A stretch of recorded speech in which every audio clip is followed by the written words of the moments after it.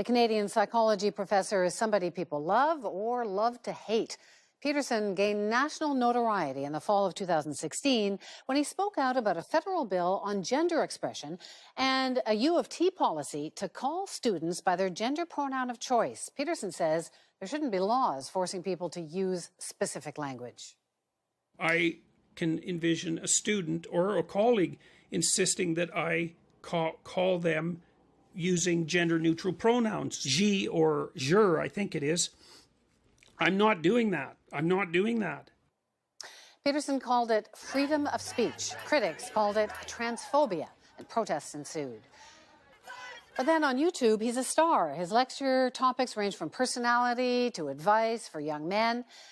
And the videos have scored more than 36 million views. He's huge on Twitter with 365,000 followers. And on the crowdfunding site Patreon, he hauls in $65,000 a month. Could be as much as $750,000 annually.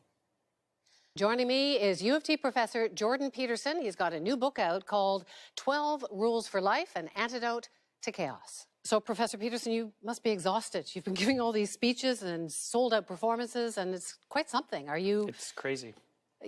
How do you explain what's going on? You're now called Canada's most powerful intellectual. How do I explain it? Yeah, what's behind this? What are the forces that have made you so popular? I tell archetypal stories. I think that's it. I mean, the sorts of things that I've been talking to people about are old things, and they're the things that people always need to know. And your messages really seemingly resonated with young men. Why is that? Well, because young men have been fed a diet of, on the one hand, let's say rights and impulsive freedom for 50 years, but rights aren't as useful with regards to establishing what's meaningful in your life as a responsibility. And so, because most of the things that people find deeply meaningful in their lives have to do with responsibility. You know, your responsibility of your career, the responsibility of your education, responsibility that you take on for your family and for your broader community. The world is so polarized now. You've got Donald Trump and social media and people screaming at each other on all kinds of different political issues. Are you part of that polarization? It's a good question. I don't think so. The reason I don't think so is because I've had hundreds of letters from people now, maybe even thousands of letters from people who've told me that they had become increasingly attracted, for example, by the blandishments of the radical right. But because they'd been listening to what I was saying online, they decided that that was a very bad idea. And I don't like right-wing identitarians. I think they play the same game as the radical leftists, which is identity politics. They just play a different version of it. But I'm no fan of the radical right. I've been lecturing about the dangers of Nazi totalitarianism, for example, for almost 3 decades. It's been a major part of my life's work to inoculate people against the attraction of that sort of thing. After you're speaking out against the federal bill, C-16, and gender pronouns and so on, the federal government cut your funding for research. Rebel Media came in and did a crowdfunding project for you, raised about $200,000. After Charlottesville and the riots, the protests there, many people cut ties with Rebel Media, including the Conservative leader Andrew Scheer, saying that it could be seen as giving hate groups a platform. You still go on there, so I'm wondering, why do you go on Rebel Media after Charlottesville? You don't think we should talk to people on the right? So that's why? I talk to people who want to talk to me, generally speaking. You know, I'm trying to be careful about it, but I don't see any reason not to talk to people who are on the right. I talk to people who are on the left when they want to talk, which is very, very rarely. I've read a lot of what you've posted in the last year or so. In fact, you're very careful about saying, please be less radical. So then there's a real question there, is given that you've encountered the material I have, why do you think that all these accusations have been leveled at me? Well, I don't know. That's what I find so curious. It's convenient. Because I also found this picture of you with behind the pet. Is that you? I mean, it's you, but I mean that's an actual photo of you. You did that? Yeah. So this is the Pepe flag, which I'm sure you know is seen by the left as a hate symbol, well, the left sees all sorts of things as hate symbols. But it's used by the extreme right as a way of spreading messages. It's seen as an alt-right symbol. This is an alt-right hand symbol, and here you are. It's mostly used by young men who are poking and causing trouble on social media. That's mostly what it's used for. But you're supposed to be anti-chaos and anti-provocation. I'm just wondering why you would choose to be in this photo. Well, I've probably had my photo taken with 5,000 or 6,000 people in the last No, but year, this is so. with the Pepe flag. I understand I mean, you that, know yeah. that this is now seen as a symbol for the alt. Well, I did a video online called The Metaphysics of Pepe with Jonathan Pajot, who's an Orthodox carver of icons. And if people are interested in my views on what's happening with this particular symbol and why it's occurring, then there's a 2-hour discussion about that. Richard Spencer wears a Pepe. He's a white supremacist. He wears the Pepe symbol. It's become adopted, I'm sure you know this, by the far right. And here you are holding up a flag like it's a joke. So I just wonder if it could be misinterpreted by people that you're trying to send a message that Pepe's cool and the alt-right's cool. I think it has been misinterpreted. I didn't know when it was happening. I mean, it's hard. I don't know what you mean exactly. There were a lot of people lined up. They were doing a lot of things. This was one of the things. It took about 30 seconds. I would also say it's the one thing, well, it's the one thing that has been photographed that the left in particular has been using against me for the last year. But it was just happenstance more than anything else. Do you know most of the people who are using this sort of symbol are using it in a deeply satirical way.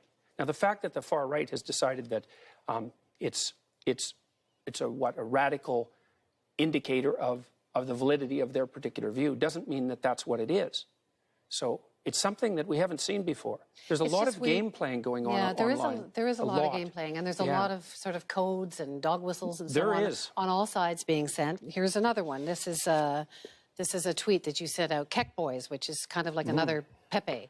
It's something that's been adopted by the extreme right. Code Pepe. So you're using this to reach these people. Yeah, well, I can tell you about that. Yeah, well, because you want this. Sure. This is your course, right? So you want them it's a program. to take your course. I want them to plan their futures as responsible individuals. What does it say? Keck Boys, trapped in chaos, seek your fortune, right? Don't stay in the underworld. That's why I'm talking to them. I'm trying to call them forth as individuals out of the chaos that they're ensconced in. So That's you're what helping that's them, for. but they're helping you too. You raise a lot of money. Well, what do you think? What do you think should happen in this polarized world? If you're dealing with people that you think are being attracted by a pathological ideology, what do you think you should do with them?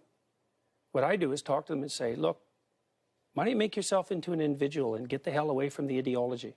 And so a lot of these kids are lost in the underworld, let's say, in nihilism, and they turn to these ideological solutions because they don't know what else to do, and they're angry. It's like, I have something better for them to do. Grow the hell up and sort yourself out as an individual. And so that's exactly why I made this particular tweet. And I get letters from people all the time who say, look, you know, I was moving towards the fringes, and I'm not doing that anymore. I see why it's wrong. So you've become this huge sensation. What's next for you? Like, I'm trying to figure out, are you the next Marshall McLuhan? Are you the next Billy Graham? Like, are you a prof? Or are you Billy McLuhan? I don't know what's next, really. So you're a prophet? Well, well, you know, we're in a new world in many ways because of the reach of social media. And so I have this immense multimedia platform, and I don't know exactly what to do with it. I mean, what I'm doing right now with it is making videos that I think are useful to people, interviewing people that I think are interesting to talk to. But I'm sort of shaping this as it's developing because there's no way of predicting it. And the overwhelming likelihood, as far as I'm concerned, and it's been this way ever since September of 2016, is that this will go terribly wrong. That's the most likely outcome. I've known that ever since I made those videos. What do you mean by that? How would it go wrong? Oh, well, things go wrong all the time. You know, I say no, but something. What are you afraid of? Saying something inappropriate. Well, you've said lots of things that have made people angry. That's not the same thing. So why would you say something inappropriate? Because people make mistakes. And so, like, I've been in a situation, I would say, for 15 months, really, where I'm speaking publicly and I've been in front of the news media a lot, and people are waiting. Well, they're waiting with things like this to say, look, well, you made a mistake here. It's like, yeah, well, I've done like 10,000 things in the last year, and maybe I made a mistake. Did you? Hard to say. I mean, I don't think that the discussion I had about Pepe, I don't regret that at all when I put up on YouTube. That's the serious discussion. I think I understand what's going on with the Keck boys and with Pepe a hell of a lot better than the people do who are, you know, casual observers of it, because I've actually studied it. And so, no, I don't think I made a mistake. I think it's, no, I don't think I made a mistake, you know. So, and I think that that's the case mostly, as I said, because of all the feedback I'm getting from people who say, look, you straighten out my life. And so that's good enough. And I'm hoping that will continue. I think it's unlikely that it will continue in a positive direction, but you never know. It's too much, eh? That's the thing. It's been too much for a long time, but so far so good. And I'll write it out as well as I can. But I'm surfing a 100-foot wave, and generally what happens if you do that is that you drown. That's interesting. It's been great to talk to you. Thank you so much.